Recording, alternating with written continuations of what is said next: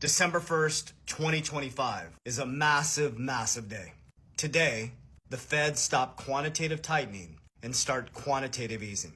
I left the traditional banking system in 2017, and I decided to go completely against the model.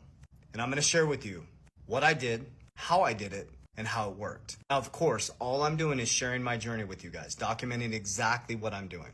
But there's current macro and microeconomic triggers and things that I look at, not emotion, not hype, but facts, figures, numbers, logic that allow me to make my decisions. The old 60-40 is dead.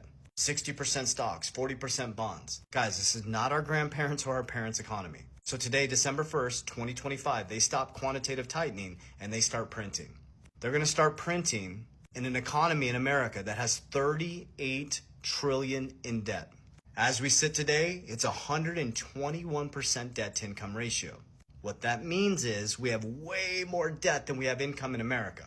So if you're going to start printing money when you have more debt than you have income, and you're going to bring rates way down to monetize more debt, only one thing can happen is your dollar, which is debt, there's no backing, becomes worth less. Hint number one on how I created my strategy is your job is to beat the inflationary dollar.